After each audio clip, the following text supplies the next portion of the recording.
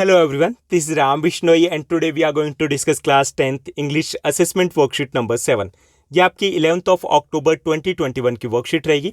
Assessment worksheet आपके class test, आपके UT, आपके पीटी की तरह होते हैं। सो आपसे एक्सपेक्ट किया जाता है कि आप इनको सेल्फ कीजिए। अगर आप सेल्फ करते हो दैट्स ग्रेट, बहुत अच्छी बात है, क्योंकि इससे आप खुद को असेस कर पाओगे।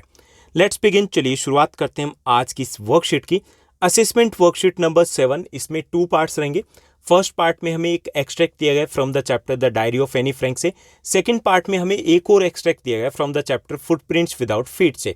हमें दोनों एक्सट्रैक्ट को रीड करना है, इन्हीं पर बेस्ड रहेंगे हमारे आज के इजी क्वेश्चंस।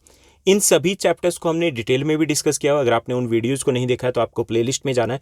प्लेलिस्ट में आपको क्लास 10th इंग्लिश का जीनियस बैच मिलेगा, जहां से आप इन सभी वीडियो को एक्सेस कर सकते हो। लेट्स बिगिन, चलिए फर्स्ट एक्सट्रैक्ट को रीड करते हैं।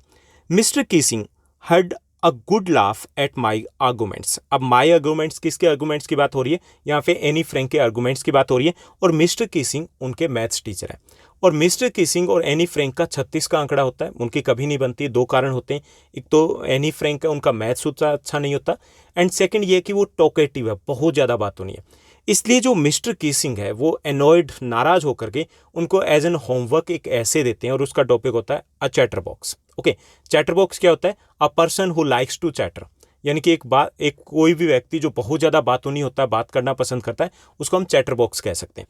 तो उस टॉपिक के ऊपर उनको एक ऐसे दिया जाता है। अब ऐसे इसलिए नहीं दिया जाता कि इसको मजा आएगा, वो ऐसे दिया जाता है कि ताकि उसको एक तरीके से रियलाइज हो कि वो कितनी बातूनी है, बहुत ज़्यादा डिस्टर्ब करती है क्लास में। Okay, so mister Keesing had a good laugh at my arguments, कि जब वो चैटर बॉक्स अपना ऐसे राइट करके लेके आती है तो उसमें वो काफ़ी अच्छे लॉजिक देती है। बिकॉज जो एनी फ्रैंक है वो काफ़ी क्रिएटिव होती है, वो क्रिएटिव तरीके से अपनी बात को रखती है कि वो इतना क्यों बोलती है। उसमें वो एक लॉजिक ये भी देती है कि उसमें वो कुछ नहीं कर सकती, क्योंकि उसे इनहेरिटेड मिला है। ये जो ट्रेट है, ये जो गुण है, उसे उसकी मदर से मिला है। उसकी मदर भी इतनी बात होनी है, इसलिए वो भी टॉकेटिव और खुद को कंट्रोल नहीं कर पाती। So mister Keesing had a good laugh at my arguments. तो इसका मतलब है कि उनको ये जो आर्गूमेंट था, जो लॉजिक दिया जाता है, वो उससे वो काफ़ी ज़्यादा अम्यूज होते हैं, यानी कि लॉजिक है वो उनको लगता है कि बड़ा अच्छा लॉजिक दिया गया। But when I proceed to talk my way through the next lesson he assigned me a second essay. लेकिन उसके बाद जो नेक्स्ट लेसन होता है, यानी कि नेक्स्ट जो क्लास होती है, उसमें दोबारा से एनी फ्रैंक है उसी तरीके से बात करना शुरू कर देती है, बाकी बच्चों को डिस्टर्ब करती है, और ये चीज़ है मिस्टर किसिंग को बिल्कुल अच्छी नहीं लगती। इसलिए उसको दोबारा से एक सेकेंड ऐसे मिल जाता है। This time it was suppose to be an incorrigible chatterbox. Incorrigible का मतलब होता है जिसमें कोई सुधार ना किया जा सके। ओके, ढीठ कह सकते हैं, ढीठ चैटर बॉक्स, इस टाइप का एक टाइटल है वो दे दिया जाता है। तो यहाँ पर भी लॉजिक यही होता है कि ये जो टाइटल इसलिए दिया जाता है ताकि कहीं ना कहीं रियलाइज कर पाए एनी फ्रैंक कि भाई बहुत हो गया, अब तो चुप करो। तो इस टॉपिक को दोबारा दे दिया जाता है, दोबारा से उनको उसके ऊपर ऐसे राइट करना होता है। I handed it in and mister Keesing had nothing to complain about for 2 whole lesson. उसके बाद उसी के ऊपर जो होमवर्क है वो कंप्लीट कर लेते हैं एनी फ्रैंक, और दोबारा से मिस्टर किसिंग मैथ्स टीचर को दे दिया जाता है। नेक्स्ट 2 लेसन तक कोई प्रॉब्लम नहीं होती।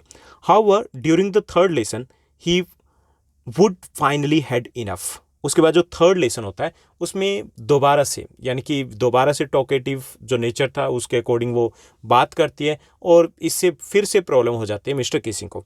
इस बार उसे एक और ऐसे दिया जाता है। Annie Frank, as a punishment for talking in the class, write an essay entitled Quack Quack Quack and said Mistress Chatterbox। यानी कि उसके बाद तीसरी बार उसको 3rd टाइम एक और ऐसे दे दिया जाता है, यानी उस टॉपिक को उसको एक्सप्लेन करना होता है, और इस बार टाइटल होता है quack quack quack said mistress chatterbox. Okay, तो ये हमारा एक्सट्रैक्ट था जिसको हमने रीड किया। ये उनकी क्लास का, एनी फ्रैंक की क्लास का एक इंसिडेंट है जो एक इंपॉर्टेंट पार्ट है इस चैप्टर का। अब इसी पर बेस्ड रहेंगे हमारे आज के नेक्स्ट 5 इजी क्वेश्चंस। फर्स्ट जो हमें क्वेश्चन दिया गया, what convincing argument was made by any. Any है फर्स्ट ऐसे में कौन सा कन्विंसिंग आर्गूमेंट देती है, कौन सा लॉजिक देती है जिससे कि मिस्टर किसिंग है वो एक तरीके से एग्री करते हैं। तो इसमें फर्स्ट ऑप्शन दिया गया, she was talkative just like any other student in the class. वो ये आर्गूमेंट देती है कि वो इतनी बात करते हैं जितना कि बाकी बच्चे करते हैं, कुछ अलग नहीं है। Second, she had the right to be talkative as it was a classroom not a prison. वो ये आर्गूमेंट देती है कि वो बात यहाँ पे कर सकती है क्योंकि क्लासरूम है, ये जेल थोड़ी है। थर्ड आर्गूमेंट वो देती है, थर्ड जो ऑप्शन दिया गया, she had inherited the trait from her mother and she couldn't stop being talkative, कि उसे ये उसकी मदर से मिला, इनहेरिटेड है और वो खुद के ऊपर कंट्रोल नहीं कर पाती, उसमें उसका कोई दोष नहीं है। फोर्थ ऑप्शन है she found it impossible to quite like the others as she couldn't change herself. वो ये लॉजिक देती है कि वो खुद को चेंज नहीं कर सकती दूसरी की तरह और वो बात करेगी। तो इसमें करेक्ट आंसर रहेगा जो आर्गूमेंट एनी देती है वो होता है थर्ड ऑप्शन आपका रहेगा, she had inherited the trait from her mother, कि उसे ये जो गुण है, ये जो ट्रेट है अपनी मदर से मिला है, and she couldn't stop being talkative, और वो खुद को रोक नहीं सकती क्योंकि उसे नेचुरल मिला हुआ है। ओके, तो सी आपका करेक्ट आंसर रहेगा। उसके बाद सेकंड हमें क्वेश्चन दिया गया, what does had a good laugh imply in the context of mister kissing. यहाँ इस एक्सट्रैक्ट के फर्स्ट लाइन में बात की गई that mister Keesing had a good laugh. तो यहाँ पे जो गुड लाफ की बात हो रही है उसका मतलब क्या हुआ, हमें एक्सप्लेन करना है। It means that he first celebrated his ability to make Annie write the essay, वो इस बात से खुश होते हैं कि चलो मैंने एनी को एक और ऐसे दे दिया। ओके, सेकंड है ridiculed Annie in front of the whole class, वो मजाक उड़ाते हैं एनी का, इस बात से खुश हो जाते हैं। ओके, थर्ड है pulled up any for her argument in the ऐसे, ऐसे में जो उसके आर्गूमेंट है उस बात के ऊपर वो एनी का मजाक उड़ाते हैं, इससे वो खुश हो जाते हैं।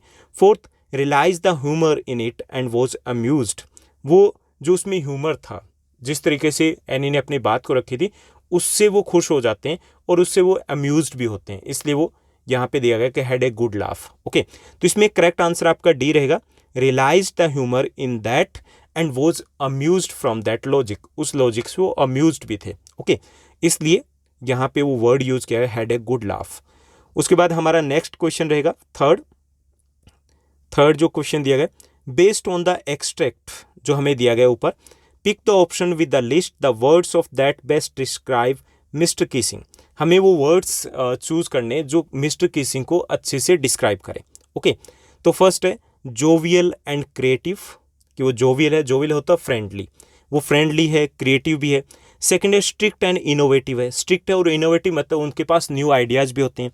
थर्ड है टोलरेंट एंड स्ट्रिक्ट, वो टोलरेंट भी है, सहनशील भी है लेकिन स्ट्रिक्ट भी है। फोर्थ ऑप्शन है इनोवेटिव एंड जोवियल, वो इनोवेटिव भी है और फ्रेंडली भी है। यहाँ पर आपका करेक्ट ऑप्शन रहेगा वो सी रहेगा, जो मिस्टर किसिंग है वो टोलरेंट भी है, यानी बहुत कुछ है एडजस्ट भी करते हैं, लेकिन डिसिप्लिन को लेकर के वो स्ट्रिक्ट भी है। ओके, तो यहाँ पे सी आपका करेक्ट आंसर रहेगा। एक बार आप फिर से देख लीजिए फर्स्ट थ्री जो आपके क्वेश्चन है, फर्स्ट जो आपका क्वेश्चन था उसमें करेक्ट आंसर आपका सी रहेगा, सेकंड जो आपका क्वेश्चन था उसमें करेक्ट आंसर आपका डी रहेगा, और थर्ड में आपका करेक्ट आंसर है वो सी रहेगा।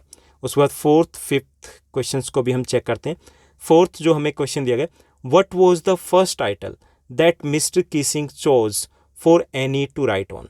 मिस्टर किसिंग है एनी को फर्स्ट जो टॉपिक देते हैं ऐसे राइट करने के लिए, तो उसका टाइटल क्या था। फर्स्ट ऑप्शन है अ टॉकेटिव गर्ल, सेकंड है an incorrigible chatterbox, third option दिया गया quack quack quack said mistress chatterbox, और थर्ड ऑप्शन है अ चैटर बॉक्स। तो इसमें करेक्ट आंसर आपका डी रहेगा, जो फर्स्ट टाइटल था वो था अ चैटर बॉक्स। ओके, ये फर्स्ट टॉपिक था। सेकंड में होता है जो इनकॉरिजिबल चैटर बॉक्स हो जाता है। थर्ड जो उनका होमवर्क दिया जाता है उसमें टाइटल होता है quack quack quack said mistress chatter box. तो यहाँ पे आपका करेक्ट आंसर डी रहेगा, अ चैटर बॉक्स। उसके बाद फिफ्थ आपका क्वेश्चन दिया गया, how did Annie feel when she was punished the third time by mister Keating, कि जब मिस्टर किसिंग उसको थर्ड टाइम इसी सेम टॉपिक के ऊपर ऐसे राइट करने के लिए दे देते हैं तब वो कैसा फील करती है। इसमें फर्स्ट ऑप्शन हमें दिया गया, was happy she had to write 3 essays on the same topic, वो खुश होती है कि चलिए एक ही टॉपिक के ऊपर उसे 3 ऐसे राइट करने। Second, enjoyed making fun of mister Keating in her own way, वो उसे मजा आता है कि मिस्टर किसिंग का वो मजाक उड़ा रही है। थर्ड है was worried as she had run out of original ideas for her ऐसे, वो वरीड हो जाती है क्योंकि उसने 2 ऐसे में इतने सारे आइडियाज़ दे दिए थे कि थर्ड ऐसे के लिए उसके पास कोई ओरिजिनल आइडिया नहीं होता। Fourth, was thrilled at another opportunity to showcase her writing abilities, वो थ्रिल्ड फील करती है कि चलिए एक बार और मौका मिला, वो अपनी राइटिंग स्किल्स को शो करेगी।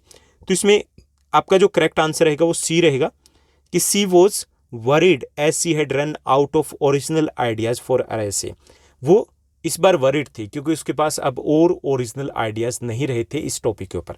तो सी आपका करेक्ट आंसर रहेगा। एक बार फिर से देखिए फोर्थ का और फिफ्थ का मैं रिवाइज करवा देता हूँ।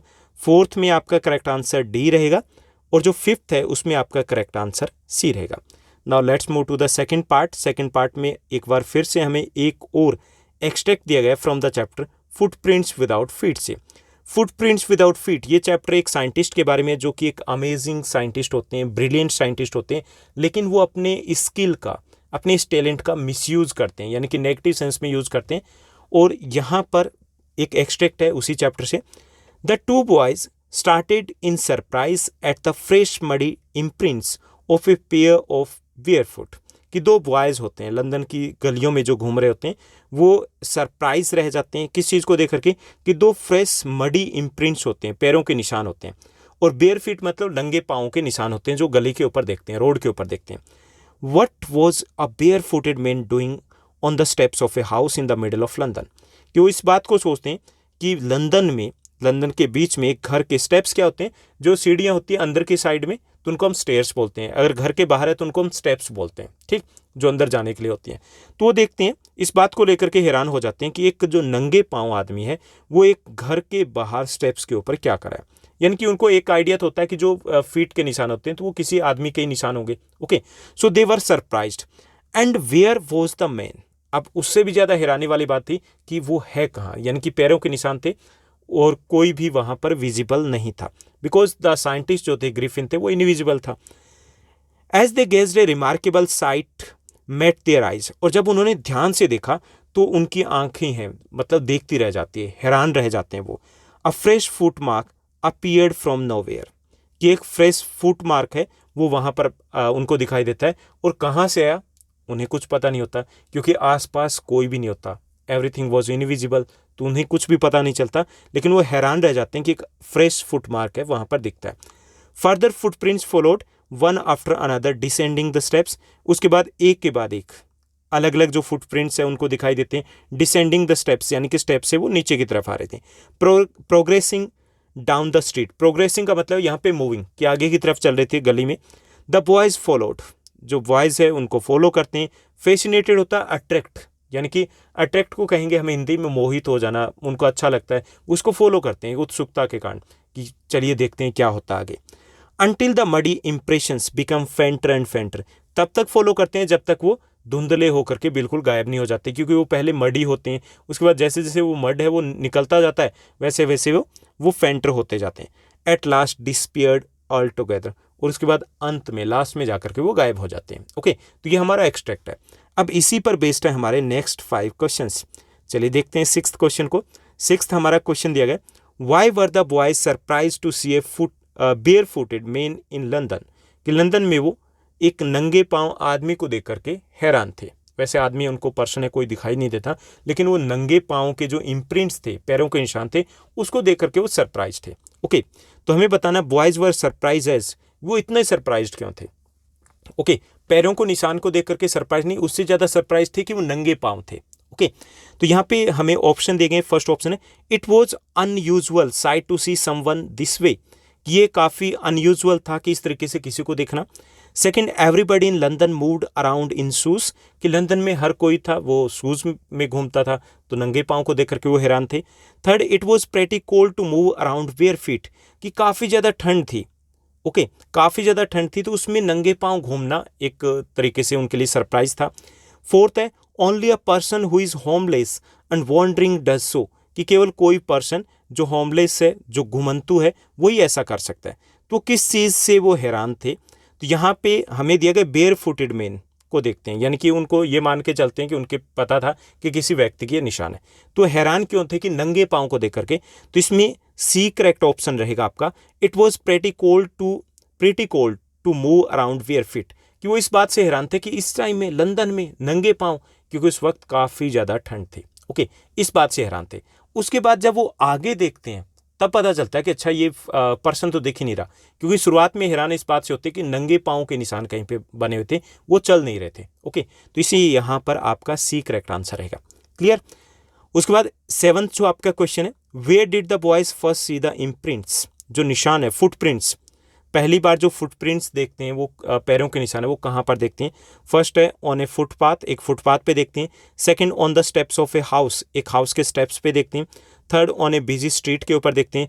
Fourth on the snow covered ground के ऊपर देखते हैं। तो इसमें करेक्ट आंसर आपका बी रहेगा, on the steps of a house. एक घर के बाहर जो अंदर जाने के लिए जैसे स्टेप्स बने होते हैं तो उसके ऊपर वो पैरों के निशान देखते हैं। क्लियर। उसके बाद 8th आपका क्वेश्चन दिया गया, 8th क्वेश्चन है choose the option that is synonym of the word progressing in the extract. हमें प्रोग्रेसिंग जो वर्ड है उसका सिनोनिम फाइंड आउट करना है। ओके, तो 4 ऑप्शन दिए गए। फर्स्ट है डेवलपिंग, सेकंड है मैनेजिंग, थर्ड है गैदरिंग, फोर्थ है मूविंग। तो यहाँ पर एक्सट्रैक्ट के अकॉर्डिंग प्रोग्रेसिंग का जो करेक्ट मीनिंग रहेगा वो रहेगा मूविंग, यानी कि मूविंग यहाँ पे सिनोनिम रहेगा। तो डी आपका करेक्ट आंसर रहेगा। उसके बाद 9th आपका क्वेश्चन दिया गया pick the option that best describe how the boys were feeling based on the extract. हमें एक वर्ड यहाँ से पिक करना है जो बहुत अच्छे तरीके से डिस्क्राइब कर पाए कि उस वक्त वो बॉयज़ थे वो कैसा फील कर रहे थे। फर्स्ट है वो स्टार्टल्ड फील कर रहे थे। सेकंड फ्राइटेंड, स्टार्टल्ड मतलब हैरान थे, चौंक गए थे। बी फ्राइटेंड मतलब डर गए थे। सी सैड अपसेट हो गए थे। डी खुश हो गए थे, हैप्पी हो गए थे। तो इसमें करेक्ट आपका आंसर रहेगा ए स्टार्टल्ड। स्टार्टल्ड मतलब हैरान रह जाते हैं, सरप्राइज्ड हो जाते हैं। ओके, तो ए आपका करेक्ट आंसर रहेगा। उसके बाद 10th आपका क्वेश्चन है। 10th क्वेश्चन को देखिए what remarkable sight did the boys witness. जो बॉयज है वो किस चीज़ को देखते हैं? A naked man walking in the snow, कि वो ये देखते हैं कि एक नेकड मैन है वो स्नो में घूम रहा है। ओके, उसको देखते हैं। सेकेंड है fresh muddy footprints appeared in front of them out of nowhere, कि उनके सामने फ्रेश मडी फुटप्रिंट्स बनते हैं, पैरों के निशान बनते हैं। कहाँ से आते हैं कुछ पता नहीं चलता। An invisible person hit them and left only his footprints without behind, कि एक इनविजिबल पर्सन उनको हिट करता है, मारता है और केवल पैरों के निशान उन्हें दिखाई देते हैं। डी है footprints walking down the street in the middle of A snow storm. Snow storm होता है उसके बीच में फुटप्रिंट्स है वो चलते दिखाई उनको देते हैं। ओके, तो इसमें करेक्ट जो आपका आंसर रहेगा वो रहेगा बी, कि fresh muddy footprints appeared in front of them out of nowhere, कि उनके सामने ताज़ा पैरों के निशान बनते हैं और कहाँ से आते हैं कुछ भी विजिबल नहीं होता, कुछ भी उनको समझ में नहीं आता। तो बी आपका करेक्ट आंसर रहेगा। एक बार फिर से देखिए क्वेश्चन नंबर 6 से 10 तक आपके आंसर्स कौन से रहेंगे। 6th जो आपका क्वेश्चन है इसमें आपका करेक्ट आंसर रहेगा यहाँ पे दिया गया, तो ये रहेगा आपका, जैसे 6th क्वेश्चन है why were the boys surprise to see bare footed man in London, तो यहाँ पर जो आपका ऑप्शन है ये सी रहेगा करेक्ट। ओके, उसके बाद 7th है, इसमें आपका करेक्ट आंसर रहेगा be on the steps of a house. उसके बाद जो सी है इसमें आपका करेक्ट आंसर रहेगा डी मूविंग। उसके बाद 9th है, इसमें आपका करेक्ट आंसर ए रहेगा स्टार्टल्ड। और उसके बाद जो लास्ट आपका 10th क्वेश्चन है इसमें आपका करेक्ट आंसर रहेगा जो बी है fresh muddy footprints appeared in front of them out of nowhere. तो ये थी आपकी आज की assessment worksheet number 7। I hope सब कुछ आपको अच्छे से समझ में आया होगा। अगर आपको ये वीडियो ये वर्कशीट अच्छी लगी तो इस वर्कशीट को लाइक और शेयर जरूर कीजिएगा। आज के लिए बस इतना ही। Thank you, bye bye, have a nice day. मिलते हैं नेक्स्ट वीडियो में।